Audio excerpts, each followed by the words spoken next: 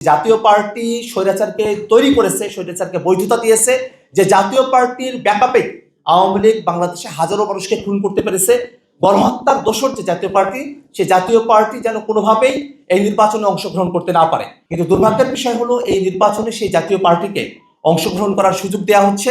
যারা রিটার্নিং কর্মকর্তারা যারা ছিলেন, তারা আসলে আইনি ফাঁকফোকরের মধ্য দিয়েই জাতীয় পার্টিকে এই নির্বাচনে অংশগ্রহণ করার তার এক ধরনের সুযোগ তারা এখনো পর্যন্ত দিয়ে চলছেন। আমরা নির্বাচন কমিশন এবং আমরা দেখেছি জেলা পর্যায়ে যে যাচাই বাছাইয়ের প্রক্রিয়া চলছে, সে যাচাই বাছাইয়ের প্রক্রিয়ার সময়টাতে প্রশাসনের কিছু কিছু ক্ষেত্রে আমরা পক্ষপাতমূলক আচরণ দেখেছি।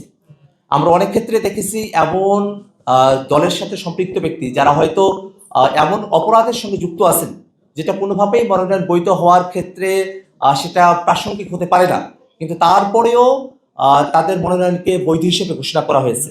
আবার পক্ষান্তরে এমন অভিযোগ যেটা হয়তো এই সময়ের প্রেক্ষাপটে সেটা কোনোভাবেই গ্রহণযোগ্য কোনো অভিযোগ হতে পারে না, সেই অভিযোগেই অনেক দলের প্রার্থী তাদের মনোনয়ন কিন্তু অবৈধ ঘোষণা করা হয়েছে।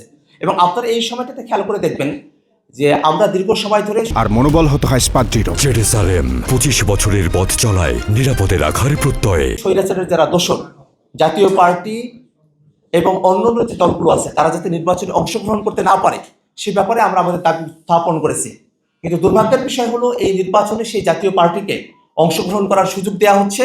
এবং আমরা খেয়াল করে দেখেছি যে রংপুরে যখন আমরা জাতীয় পার্টির প্রার্থীর মনোনয়নের বিষয়ে আপত্তি চাওয়া হলো, সেই সময়টাতে সরকারি সংস্থাগুলো কোনো আপত্তি উত্থাপন করেন নাই। আমি ব্যক্তিগতভাবে আমাদের তরফ থেকে, জনগণের তরফ থেকে জাতীয় পার্টি যে স্বৈরাচারের দোষর এবং ফেসিবাদের দোষর এবং তারা যে এবারে নির্বাচনে অংশগ্রহণ করতে পারেন না, সে আপত্তি আমরা উত্থাপন করেছি। সেই আপত্তির প্রেক্ষাপটে যারা রিটার্নিং কর্মকর্তারা যারা ছিলেন, তারা আসলে আইনি ফাঁকফোকরের মধ্য দিয়েই জাতীয় পার্টিকে এই নির্বাচনে অংশগ্রহণ করার তার এক ধরনের সুযোগ তারা এখনো পর্যন্ত দিয়ে চলছেন। আমরা এখনো পর্যন্ত নির্বাচন কমিশন এবং সরকারের কাছে আমরা আহ্বান জানাই যে জাতীয় পার্টি স্বৈরাচারকে তৈরি করেছে, স্বৈরাচারকে বৈধতা দিয়েছে। যে জাতীয় পার্টির ব্যাকআপে আওয়ামী লীগ বাংলাদেশে হাজারো মানুষকে খুন করতে পেরেছে। গণহত্যার দোষর যে জাতীয় পার্টি, সে জাতীয় পার্টি যেন কোনোভাবেই এই নির্বাচনে অংশগ্রহণ করতে না পারে।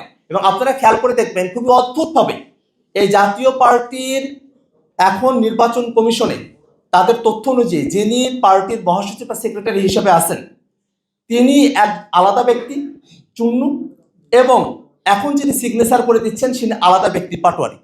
এই যে বড় একটা ফারাক, এটা আইনগত কত বড় একটা গলদ, সেই গলদের সমাধান না করে এবং সামনে 8 তারিখে জাতীয় পার্টির ব্যাপারে হাইকোর্টে এক ধরনের সিদ্ধান্ত হবে প্রতীকের বিষয়ে, সেই সিদ্ধান্তগুলো সুরাহা না হওয়ার আগেই একটা জিনিস আইনগতভাবে পেন্ডিং থাকা অবস্থাতেই তার ব্যাপারে কোনো সিদ্ধান্ত গ্রহণ করা যায় না। কিন্তু তা সত্ত্বেও নির্বাচন কমিশন জাতীয় পার্টির ব্যাপারে একটা ইতিবাচক সিদ্ধান্ত তারা গ্রহণ করেছেন।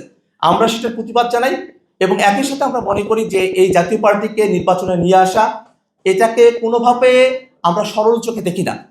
এটা আওয়ামী লীগকে পুনর্বাসন বা এক ধরনের এজেন্সির খেলা। তো বাংলাদেশের জনগণ কোনোভাবেই একটা এজেন্সির খেলার নির্বাচন বা এক ধরনের ডিজাইন ইলেকশন, এমন ধরনের কোনো পরিস্থিতি বাংলাদেশে তৈরি হোক, এটা কোনোভাবেই তারা বরদাস্ত করবে না। এবং আমরা এই স্বৈরাচারের দোষর যারা আছেন তারা যাতে ইলেকশনে পার্টিসিপেট করতে না পারেন সে ব্যাপারে আইনগতভাবে পদক্ষেপ নেওয়ার জন্য সরকার এবং নির্বাচন কমিশনের কাছে আমরা আমাদের দাবি উত্থাপন করছি।